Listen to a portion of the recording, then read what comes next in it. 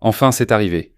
La Maison-Blanche a officiellement confirmé que le président américain Donald Trump est prêt à soutenir pleinement les sanctions infernales contre la Russie. Ce même projet de loi que feu Lindsey Graham considérait comme l'œuvre de sa vie.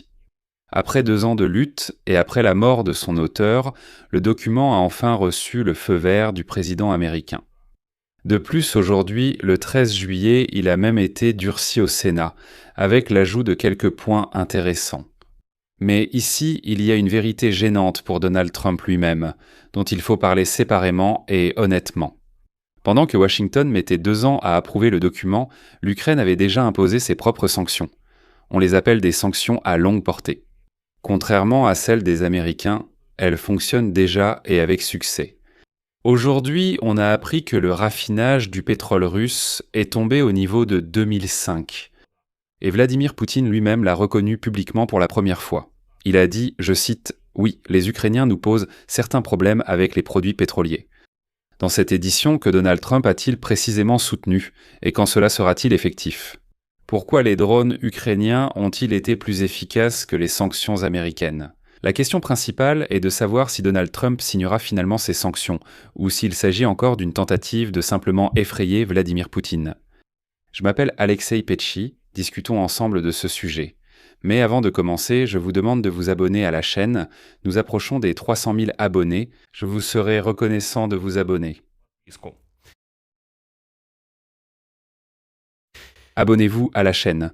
Donc j'enregistre cet épisode déjà tard dans la nuit, le 13 juillet, alors que malheureusement, les Russes continuent en ce moment même de lancer des attaques de missiles contre la capitale ukrainienne. Mais c'est vraiment une nouvelle de dernière minute, et elle pourrait s'avérer fatale pour les Russes. Un représentant de la Maison-Blanche a déclaré à CNN que Donald Trump, après avoir parlé avec Lindsey Graham avant sa mort, est enfin prêt à soutenir le projet de loi sur des sanctions infernales contre la Russie. C'est critique, c'est crucial. La décision du président américain pourrait accélérer considérablement l'avancement de ce document au Congrès. Je rappelle le mécanisme lui-même.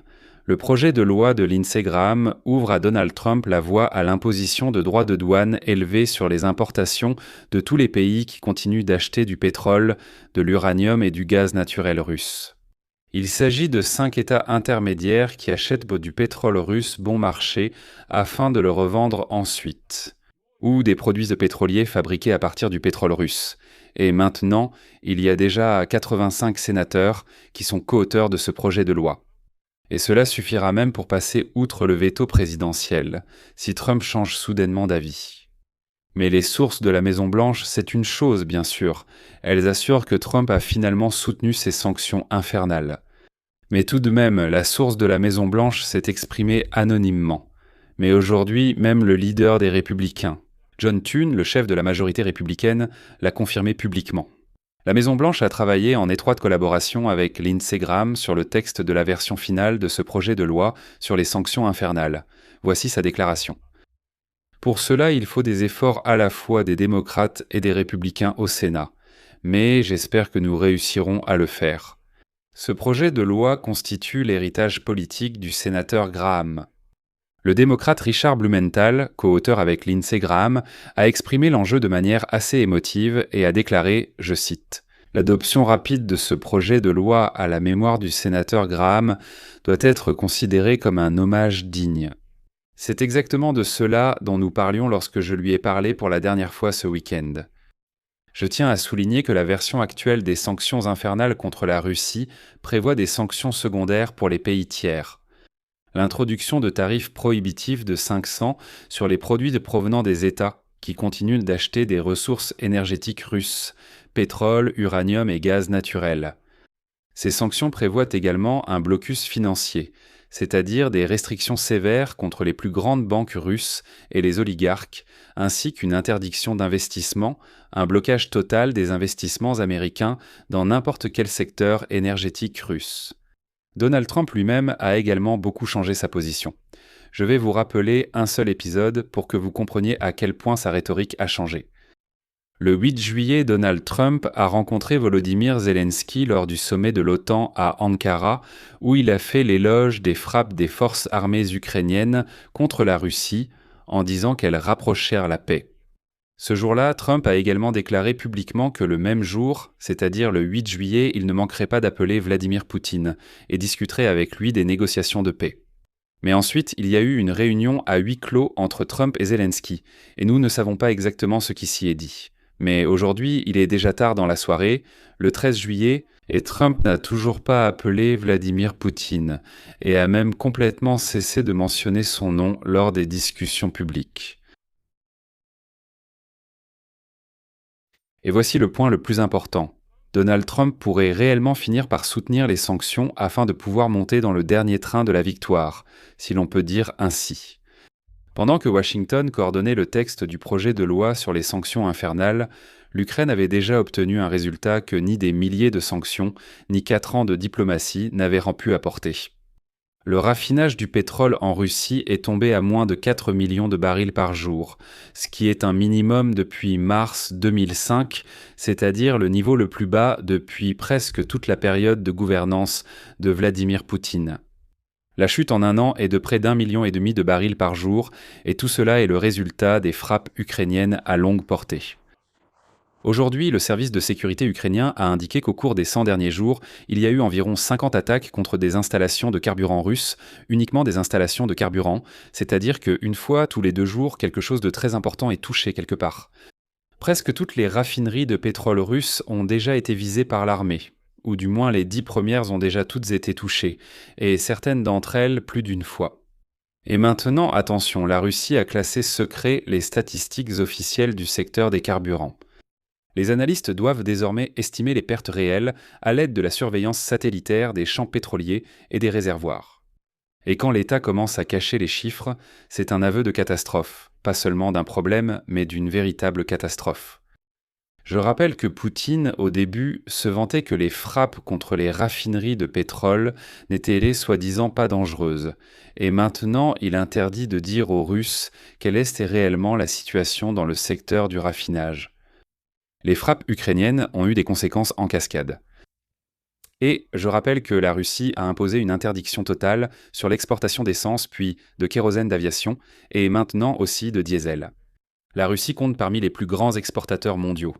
Le diesel a disparu du marché, faisant grimper les prix mondiaux à leur plus haut niveau depuis des années.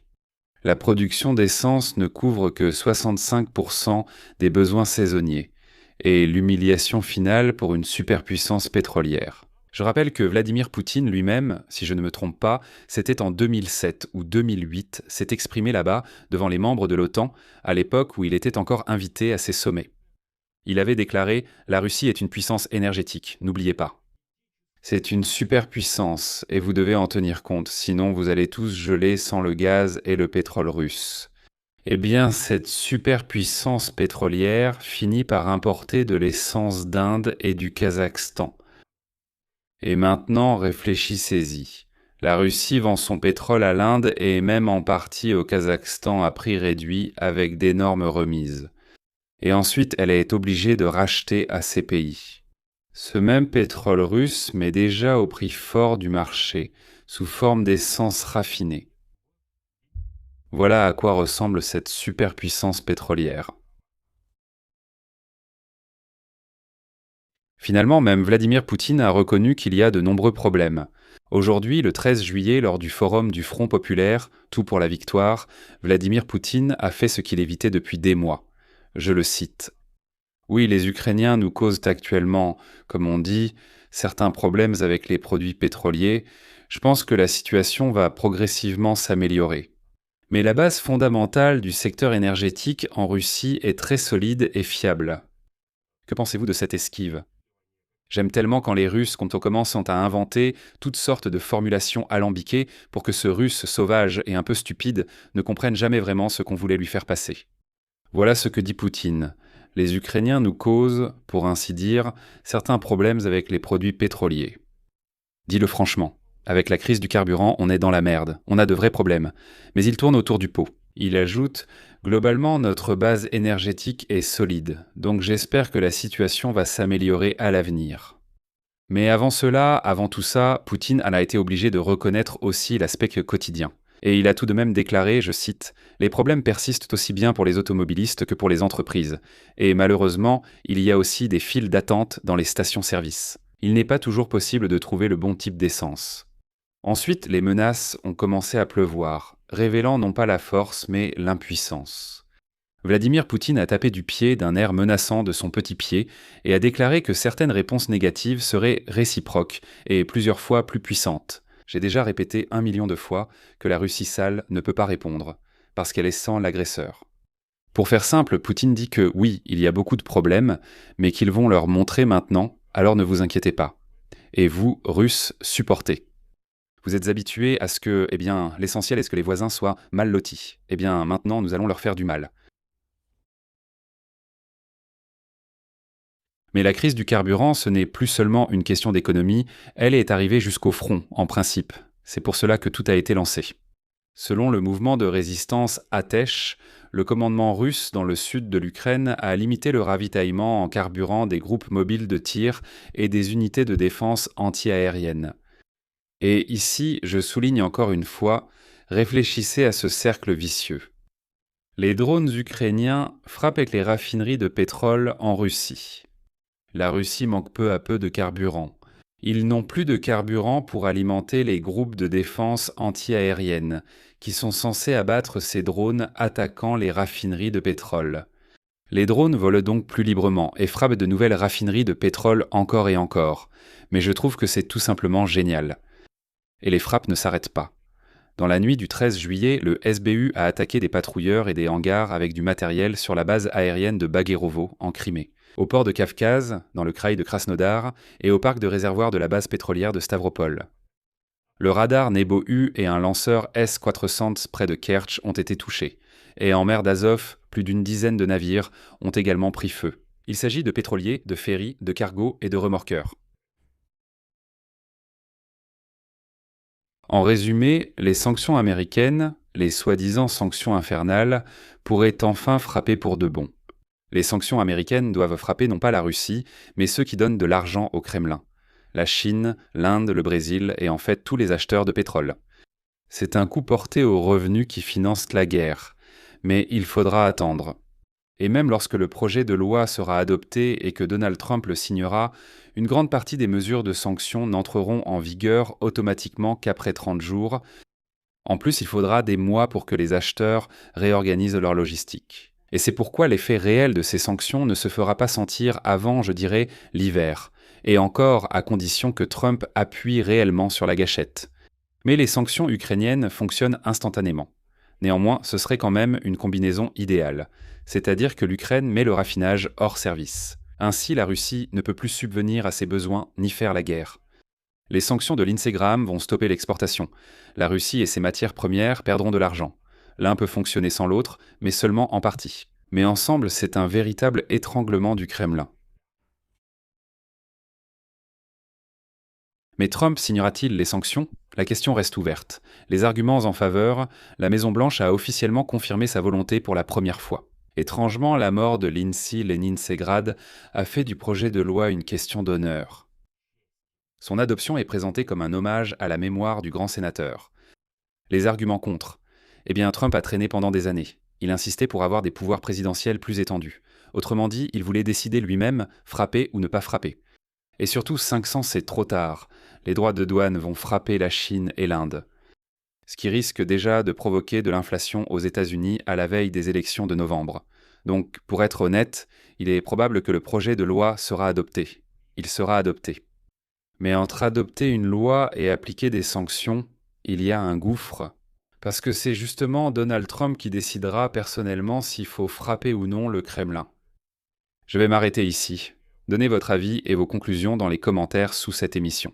Abonnez-vous à la chaîne, cliquez sur la cloche et n'oubliez pas de mettre un j'aime. Et les amis, surtout ceux qui sont à Kiev, prenez soin de vous, faites attention, ne négligez pas les alertes aériennes et descendez absolument dans les abris. Dans les abris, car tant que nous n'avons pas de protection fiable contre les missiles balistiques russes, malheureusement, Poutine essaiera d'utiliser au maximum ce levier d'influence. Donc ici, je vais m'arrêter là, prenez soin de vous, au revoir à tous.